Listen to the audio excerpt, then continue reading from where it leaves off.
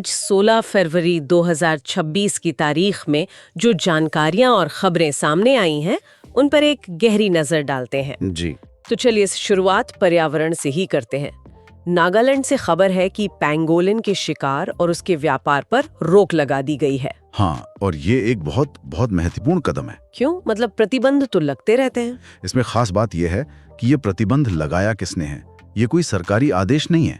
अच्छा? जी, ये नागालैंड की नागा जनजातियों ने खुद लगाया है। समुदाय ने मिलकर फैसला लिया है। ओह, ये तो बहुत बड़ी बात है। बिल्कुल। पैंगोलिन एक लुप्तप्राय प्रजाति है और ये फैसला वन्यजीव संरक्षण के लिए एक बहुत बड़ी जीत है। ये अवैध व्यापार को रोकने की दिशा में एक ठोस पहल है। ये तो हुई जमीनी स्तर की बात। अब जरा दिल्ली चलते हैं। प्रधानमंत्री कार्यालय यानी पीएमओ अब अपनी पुरानी जगह पर नहीं रहा। जी, जो 1947 से साउथ ब्लॉक में था, उसे अब एक नए परिसर में शिफ्ट कर दिया गया है। और इस नए परिसर का नाम सेवा तीर्थ है।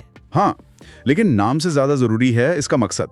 इसका मुख्य उद्देश्य है बेहतर समन्वय और तेजी से निर्णय लेना।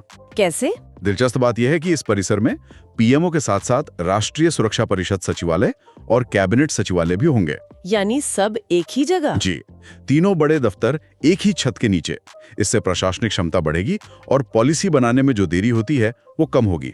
अब बात करते हैं एक बड़ी नियुक्ति की, गुजरात की गिफ्ट सिटी में। हाँ, ये भी एक बड़ी खबर है।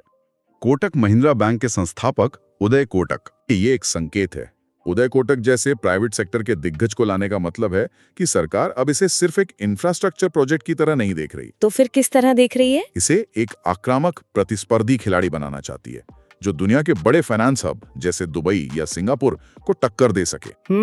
एक बिजनेस माइंडसेट लाना चाहती है। सही पकड़ा आपने। चलिए अब ओडिशा चलते हैं, जहां तकनीक का एक बहुत ही व्यवहारिक इस्तेमाल हो रहा है। हाँ, जमीनी रिकॉर्ड के लिए क्यूआर कोड। जी, सरकार ने भूमि अभिलेखों पर क्यूआर कोड लागू करने की घोषणा की है। ये सुनने में छोटा लगता है, पर ये एक क्रांतिकारी कदम हो सकता है। क्रांतिकारी कैसे? ये digital India land records modernisation programme का हिस्सा है।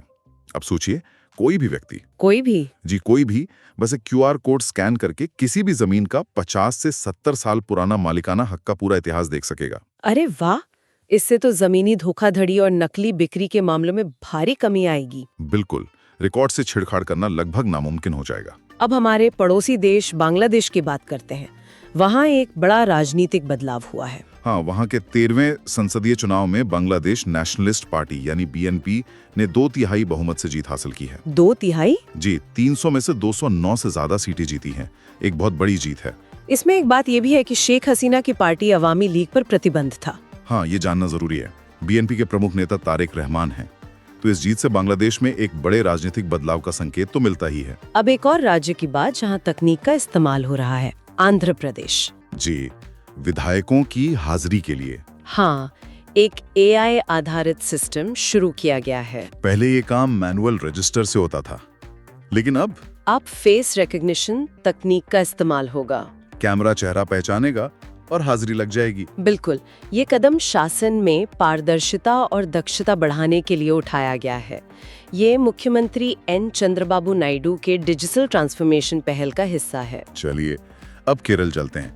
वहाँ सरकार ने महिलाओं के लिए एक नई योजना शुरू की है, स्त्री सुरक्षा योजना। हाँ, इस योजना का उद्देश्य है गरीब और बेरोजगार महिलाओं को आर्थिक सहायता देना। कितनी सहायता? पात्र महिलाओं को हर महीने 1000 रुपए मिलेंगे। और इसके लिए शर्तें क्या हैं? उम्र 35 से 60 साल के बीच हो, महिला सरकारी नौकरी में ना हो और किसी दूसरी पेंशन योजना का लाभ न ले रही हो।